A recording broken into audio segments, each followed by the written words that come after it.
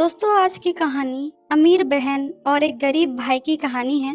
ये कहानी बहुत ही ज्यादा ज्ञानवर्धक और रोचक है। प्राचीन समय की बात है। एक गांव में एक बहन और भाई थे। बहन की शादी एक अमीर परिवार में हो जाती है। उसका परिवार बहुत पैसे वाला था और जो भाई था वो बेचारा गरीब था। बहुत ही मुश्किल से खेती किसानी कर कर अपने घर का, परिवार वालों का पेट चलाता था, अपने बाल बच्चों को पालता था। भाई तो बहुत गरीब था, परंतु उसकी जो पत्नी थी वो बहुत ही ज्यादा भगवान में आस्था रखती थी। माता रानी की बहुत ज्यादा पूजा पाठ करती थी। माता रानी की पूजा पाठ में ही हमेशा लीन रहती थी। इसलिए गरीब होते हुए भी उसके बच्चे भी संस्कारी थे और वो थोड़े में गुजारा करके भी अपने पति के साथ खुश थी। लेकिन उसकी बहन तो बहुत ज्यादा घमंडी थी। उसका भाई गरीब होने के कारण वो उससे कोई भी रिश्ता नहीं रखती थी। वो तो अपने भाई से मिलना भी पसंद नहीं करती थी।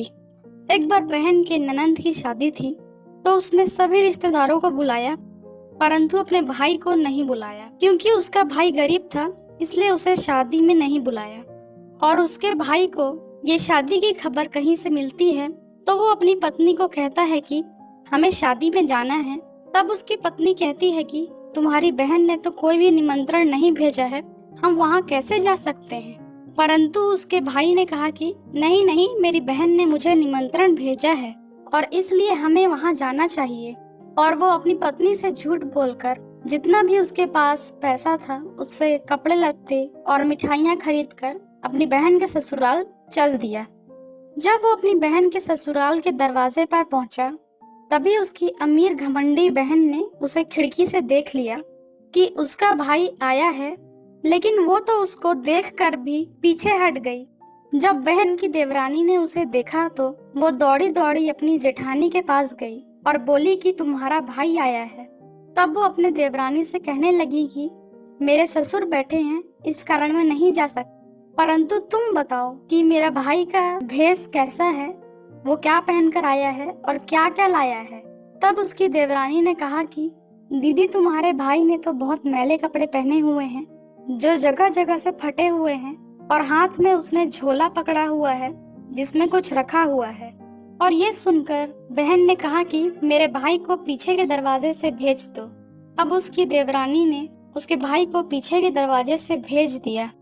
उसके भाई ने सोचा कि मेरी बहन मुझसे मिलकर बहुत खुश होगी। वो बड़े मन से अपनी बहन से मिलने आया था, परंतु पैसों की घमंडी बहन ने अपने भाई पर बिल्कुल भी ध्यान नहीं दिया और वो गुस्से में उससे कहने लगी कि तुम्हें किसने बुलाया है, मैंने तो तुम्हें निमंत्रण नहीं दिया, तुम यहाँ क्या करने आए हो।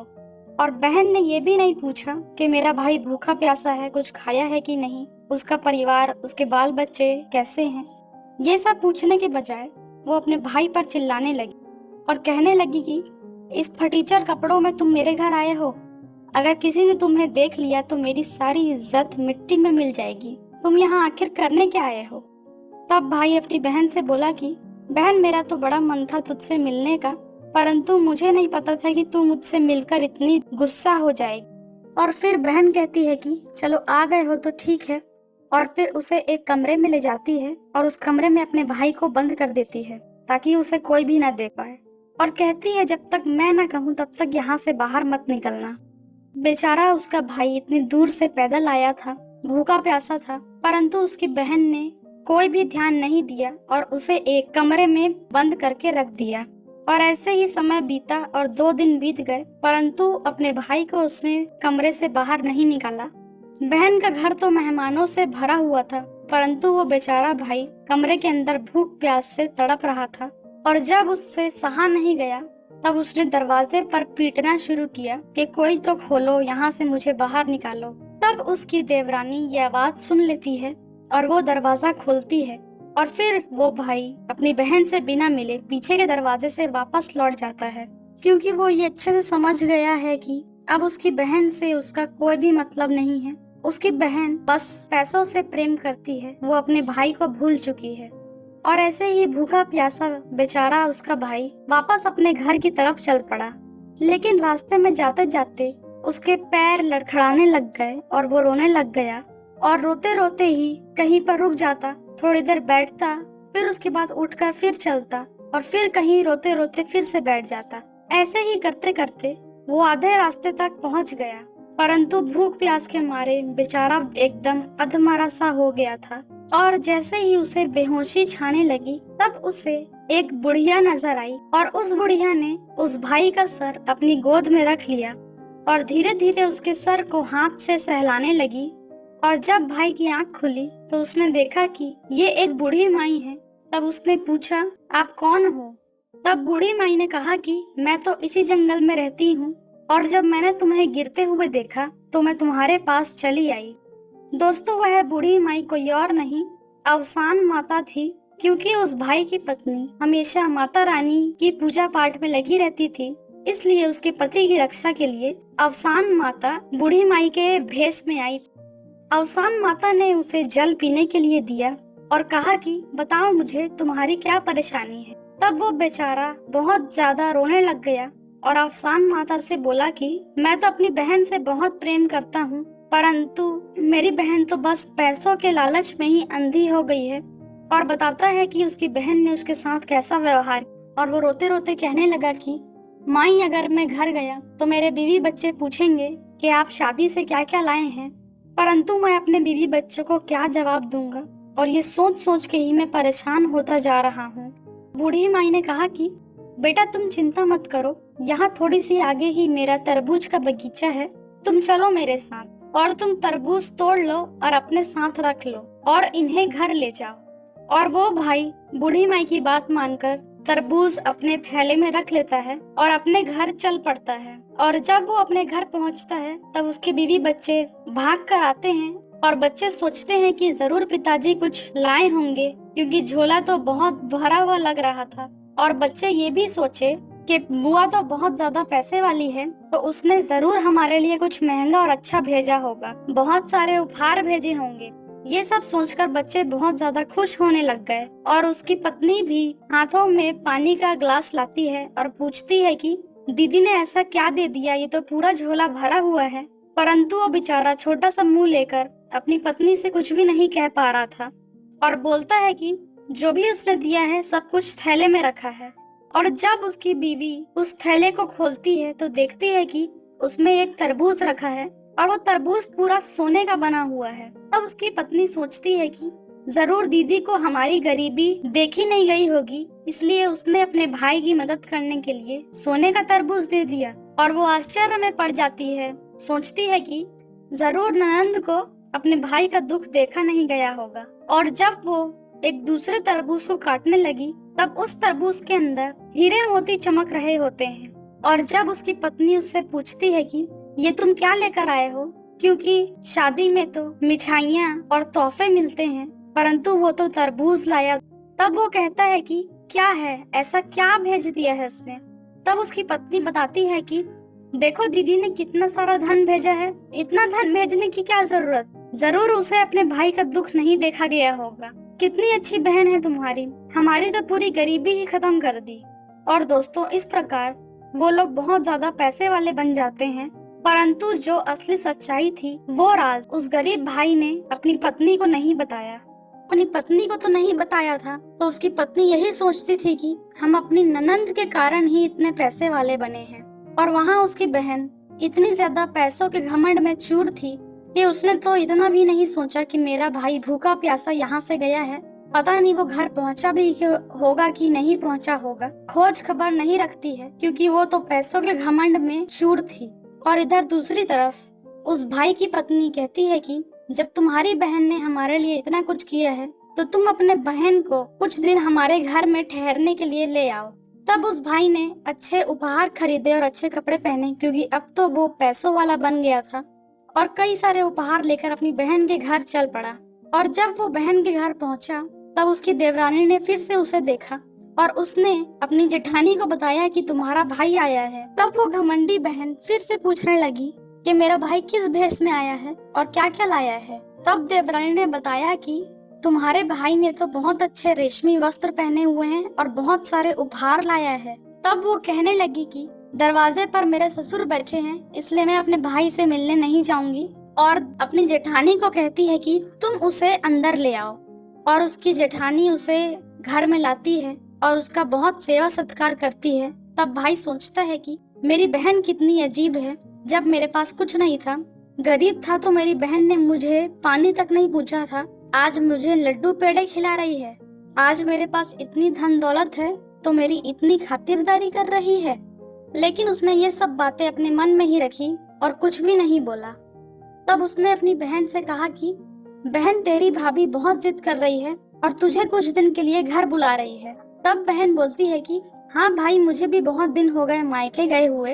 और वो चलने के लिए तैयार हो जाती है, अपने मायके जाने के लिए तैयारी करने लग जाती है। जब वो घमंडी बहन अपने भाई के घर आती है, तब उसकी शानो शौकत को देखकर उसकी आंखें फटी की फटी रह जाती हैं। और जो उसके भाई की पत्नी होती है, उसकी भाभी, उसका बहुत ज्यादा आदर सत्कार करती है, बहुत सेवा करती है, क्योंकि उसको तो यही लग रहा था कि हमारी इतनी शानो शौकत, हमारी अमीरी मेरी ननंद के कारण ही है। क्योंकि वो तो हमेशा यही सोचती थी कि मेरी ननंद के कारण ही हम इतने पैसे वाले हुए हैं। और वो ये सोचती है कि सोने का तरबूज मेरी ननंद ने ही भेजा था, इसी कारण हम इतने अमीर हुए हैं। और अगर वो ऐसा उपहार नहीं भेजती तो हम तो हमेशा की तरह गरीब ही रहते। अब वो अपनी ननंद की सारी फरमाइशें पूरी करती थी। ननंद कहती थी कि मुझे ये खरीदना है, ये साड़ी खरीदनी है, ये महंगी चीज खरीदनी है, तो उसकी भाभी सारा का सारा सामान तुरंत ही अपनी ननंद को खरीद के देती थी। और वो स्वयं बहुत खुश होती थी कि चलो, वो कम से कम अपनी ननंद की सारी ख्वाहिशें तो पूरी कर रही है। और अब ननंद के जाने का समय वापस आ गया। तब भाई ने कहा कि ठीक है, अब मेरी बहन के ससुराल जाने का समय आ गया है, परंतु मैं उसके लिए एक जोड़ी जूती जरूर बनवाऊंगा। तब उसके भाई ने मोची से कहा कि भैया, एक जोड़ी बोलने वाली जूती बना दो। तब मोची ने कहा कि भैया, 1-2 दिन का तो समय लगेगा जूती बनने में। तब भाई अपनी बहन से बोला कि बहन, 1-2 दिन रुक जाओ, तुम्हारी जूती अभी बनकर नहीं आई है। तब उसकी बहन बोली ठीक है भैया, मैं 1-2 दिन और रुक जाऊंगी। और ऐसे ही 2 दिन बाद जूती बनकर आ गई। जूतियों को देखकर बहन बहुत ज्यादा खुश हुई, क्योंकि उसके भाई ने जूतियों में अच्छे हीरे मोती और बहुत महंगी कढ़ाई करवाई थी। और ये सब देखकर बहन बहुत ज्यादा खुश हुई। परंतु जब वो जूतियां पहनती, तब उन जूतियों में से आवाज आती थी कि बहन, गरीब का कोई भी रिश्तेदार नहीं होता है, और बहन भाई का रिश्ता तो अमीरी और गरीबी पर टिका होता है। दोस्तों, जब भी उसकी बहन वो जूती पहनती, तब उसमें से यही आवाज आती कि बहन भाई का रिश्ता तो अमीरी और गरीबी पर टिका हुआ है। और जब जूती बोलती थी, तब उसकी भाभी ये आवाज सुन रही थी। तब वो अपने पति से बोली कि ये जूती आखिर क्या कह रही है। तब उसके पति ने कहा कि ये जूती तो मोची ने बनाई है, परंतु ये क्या कह रही है मुझे तो बिल्कुल भी नहीं पता। और ऐसे ही वो बहन अपने ससुराल के लिए विदा होने लगी। और जैसे ही वो जूती पहनकर चलती, तब उसे भी महसूस हुआ कि जूती ऐसा बोलती है कि बहन भाई का रिश्ता तो अमीरी गरीबी पर टिका हुआ है, गरीबों का कोई रिश्तेदार नहीं होता। और जूती ने आगे कहा कि बहन ने अपने भाई को कैसे घर से बाहर निकाल, भूखा प्यासा उसका भाई बेचारा, गरीब का कोई रिश्तेदार नहीं होता है। ऐसा ही वो जूती रास्ते भर बोलती रही। अब ये सब सुनने के बाद बहन को अपने मन में पछतावा होने लगा कि मैंने अपने भाई के साथ बहुत गलत किया है, और मेरी इतने सारी गलतियों के कारण भी वो लोग मेरे साथ इतना अच्छा व्यवहार कर रहे हैं। अब उस बहन के दिल में बहुत ज्यादा पछतावा भर जाता है और वो अपने ससुराल आ जाती है। और ऐसे ही एक दिन उसके भाई की जो पत्नी होती है, वो उससे पूछती है कि जरूर कोई बात है, तुम कोई बात मुझसे छुपा रहे हो। तब उसके पति ने कहा कि नहीं, मैं तुमसे कोई भी बात नहीं छिपा रहा हूँ। तब उसकी पत्नी बोली कि नहीं नहीं, आप जरूर कुछ छुपा रहे हैं, आप मुझे उन जूतियों का राज बता दें। और वो जिद करने लगी। तब उसके पति ने कहा कि जब हमारे पास कुछ भी नहीं था, हम गरीब थे, मेरे पास फटे चिथड़े कपड़े थे, और जब मैं अपने बहन के घर गया था, उसने मेरा बिल्कुल भी आदर सत्कार नहीं किया था, यहाँ तक कि एक गिलास पानी तक के लिए भी नहीं पूछा, और मुझे कमरे में बंद कर दिया। 2 दिन भूखा प्यासा मैं उस बंद कमरे में रहा, और जब उसकी देवरानी ने कमरा खोला, तब मैं वहाँ से निकलकर भाग गया। जब मैं रास्ते में भाग रहा था, मुझे बेहोशी छा गई, परंतु जब मेरी आंख खुली, तब मैंने एक बूढ़ी माई को देखा जो मेरे सर को सहला रही थी, और उसने ही मुझे पानी पीने के लिए दिया, और उसके ही बगीचे से मैं ये तरबूज तोड़कर लाया था। और जब मैंने उस बूढ़ी माई से कहा कि मैं अपनी बहन के घर से आया हूँ, मेरे पास तो कुछ भी नहीं है, मेरे बाल बच्चे और बीवी को मैं क्या मुंह दिखाऊंगा, तब बूढ़ी माई मुझे अपने बगीचे ले गई और मुझे ये तरबूज दिए। और दोस्तों, उन अवसान माता की ही कृपा थी जिससे उनके दिन पलट गए। वो गरीब से अमीर बन चुके थे। और वो अपनी पत्नी को बताता है कि मेरी बहन ने हमारी कोई भी मदद नहीं की है, ये सारी मदद अवसान माता की कृपा से ही हुई है। तब उसकी पत्नी कहती है कि मैं तो आज तक यही सोचती थी कि तुम्हारी बहन के कारण ही हमारे दिन पलटे हैं, हम अमीर हुए हैं। तब उसका पति कहता है कि तुम मन में बिल्कुल भी द्वेष मत रखो, हम अपनी बहन के वजह से ही तो अमीर हुए हैं। अगर वो मुझे अपने घर से बाहर नहीं निकालती तो ना ही मैं बूढ़ी मैया से मिलता और ना ही हम आज अमीर हुए होते। कैसे भी करके ये सब कुछ तो मेरी बहन से ही जुड़ा हुआ है ना। और वो ये सब बोलकर अपनी पत्नी को समझाने लगा और कहने लगा कि मेरी बहन के प्रति अपने मन में कोई दुर्व्यवहार, कोई भी बुरी सोच मत रखना। और तभी उसकी पत्नी ने कहा कि नहीं, मैं ऐसा कभी नहीं करूंगी, क्योंकि भगवान ने तो हमें इतना दिया है जितने में हम दूसरों की मदद भी कर सकते हैं। लेकिन अगर बहन ने ऐसा किया है तो वो तो उसके कर्म है, उसकी सोच है, परंतु हम तो हमेशा उसका आदर सत्कार ही करेंगे। और वो जब भी हमारे घर आएंगी तब हम उन्हें मनचाहा उपहार देंगे और बहुत अच्छे से रखेंगे। तो दोस्तों, यही थी कहानी अमीर बहन और एक गरीब भाई की। यदि आपको ये ज्ञानवर्धक रोचक कहानी पसंद आई हो तो वीडियो को एक लाइक जरूर करें, अपने दोस्तों को शेयर करें और कमेंट्स में बताएं कहानी कैसी लगी। हम ऐसी ही कहानियां लेकर आते रहते हैं, इसलिए चैनल को सब्सक्राइब जरूर करें। मिलते हैं नए वीडियो में। वीडियो देखने के लिए बहुत बहुत धन्यवाद।